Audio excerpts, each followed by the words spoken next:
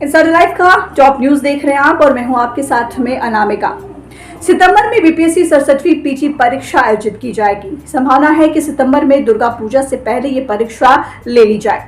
परीक्षा आयोजन को लेकर के अगले सप्ताह एक महत्वपूर्ण बैठक होने वाली है। इस मीटिंग में परीक्षा आयोजन की तिथि तय हो सकती है।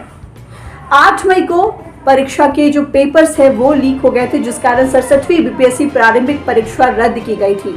डीएसपी सहित 802 पदों के लिए 38 जिलों के 1083 परीक्षा केंद्रों पर परीक्षा ली गई थी और पहली बार रिकॉर्ड 6,02,000 अभ्यर्थियों ने आवेदन किए। बता दें कि 8 मई को बीपीएससी 67वीं पीजी परीक्षा का प्रश्न पत्र लीक हो गया था और उसके बाद सभी सेंटरों की परीक्षा रद्द कर दी गई थी। इस मामले में ईओयू की टीम जांच कर रही है और कई लोगों की गिरफ्तारी भी अब तक हो चुकी है। साथ ही साथ आपको बता दें कि गिरफ्तार अभियुक्तों से मिली जानकारी के बाद टीम ने राजधानी पटना के कदमकुआं स्थित एक किराए के मकान से 2 युवकों को गिरफ्तार किया, जिसके बाद से इस पूरे मामले की परत दर परत जो सच्चाई है वो खुलती चली गई। आर्थिक अपराध इकाई के अनुसार इसी किराए के मकान को कंट्रोल रूम की तरह पूरी तरह से इस्तेमाल किया जा रहा था और यहीं से पेपर लीक की सारी गतिविधियों को अंजाम दिया गया था। उसके बाद इस मामले में कई लोगों को अलग अलग जगहों से गिरफ्तार किया गया। उधर share market king Rakesh Jhunjhunwala का निधन हो गया। उन्हें लोकप्रिय रूप से बिग बुल के नाम से जाना जाता था। उन्होंने 62 साल की उम्र में अंतिम सांस ली। उनके निधन की खबर ऐसे समय आई है जब हाल में उन्होंने अपनी एयरलाइंस शुरू की, जिसका नाम आकाशा एयर है। मुंबई के ब्रीच कैंडी अस्पताल में झुनझुनवाला ने अपनी आखिरी सांसें ली। उनके निधन की खबर से सभी के सभी लोग जो हैं वो सरप्राइज है, अचंभित है। राकेश झुनझुनवाला को भारत का वॉरेन बफेट भी कहा जाता है। शेयर मार्केट से पैसा बनाने के बाद बिग बुल एयरलाइन सेक्टर में भी उतर चुके थे। झुनझुनवाला की इस सफल कहानी की शुरुआत जो है वो महज 5,000 रुपए से हुई थी। आज उनकी नेटवर्थ करीब 40,000 करोड़ रुपए है। उनके अचानक नहीं रहने की खबर ने पूरे बाजार को सकते में डाल दिया है।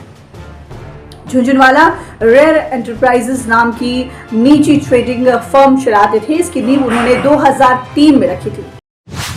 उधर आजादी के अमृत महोत्सव को लेकर के सब तरफ धूम दिख रही है। बक्सर सांसद सह केंद्रीय पर्यावरण, वन व जलवायु परिवर्तन तथा उपभोक्ता मामले, खाद्य सार्वजनिक वितरण राज्य मंत्री अश्विनी कुमार चौबे ने इस मौके पर कहा कि तिरंगा हर भारतवासी का अभिमान है। ये देश की समस्त विविधताओं को एकता के सूत्र में पिरोकर अद्भुत राष्ट्रभक्ति का सृजन करता है।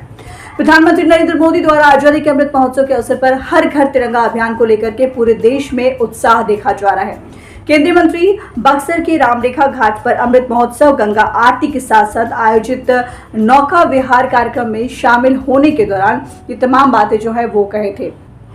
इस दौरान उन्होंने माता गंगा की आरती की और लोक कल्याण की कामना भी की।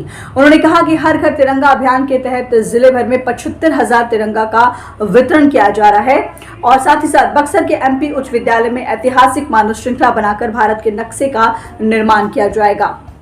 तिरंगा यात्रा भी निकाली जाएगी। उसके बाद बक्सर की लड़ाई के लिए ऐतिहासिक गवाह कठकौली मैदान में ध्वजारोहण किया जाएगा।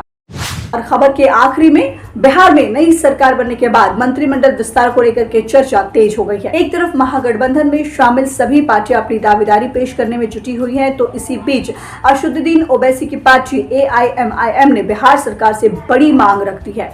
एआईएमआईएम के प्रदेश अध्यक्ष और विधायक अख्तरुल इमान ने कहा कि मुस्लिम समुदाय से एक डिप्टी सीएम बनाया जाए। 16 अगस्त को सरकार का पहला मंत्रिमंडल विस्तार हो सकता है। उसको लेकर के मुख्यमंत्री नीतीश कुमार ने पहले ही इशारा कर दिया था, लेकिन अब एआईएमआईएम के प्रदेश अध्यक्ष और विधायक अख्तरुल इमाम ने सरकार में मंत्रिमंडल विस्तार को लेकर के बड़ी मांग सामने रखी है। विधायक अख्तरुल इमाम ने कहा कि जब सबसे ज्यादा वोट शेयर माइनॉरिटी का है तो प्रदेश में एक मुस्लिम डिप्टी सीएम बनना ही चाहिए। एआईएमआईएम ने कहा कि जब जाति देखकर मंत्रालय दिया जाता है तो एक उप मुख्यमंत्री मुस्लिम भी होना चाहिए। अख्तरुल इमाम ने कहा कि आंध्र प्रदेश में 5, यूपी में भी 1 से ज्यादा डिप्टी सीएम हैं। बिहार में भी जब एनडीए की सरकार थी तो 2-2 डिप्टी सीएम थे। अब जनता को गठबंधन की सरकार से उम्मीद है कि बिहार में 1 से ज्यादा डिप्टी सीएम बनाए जाएंगे। तो खबरों में फिलहाल इतना ही। अनामिका को दीजिए इजाजत। नमस्कार।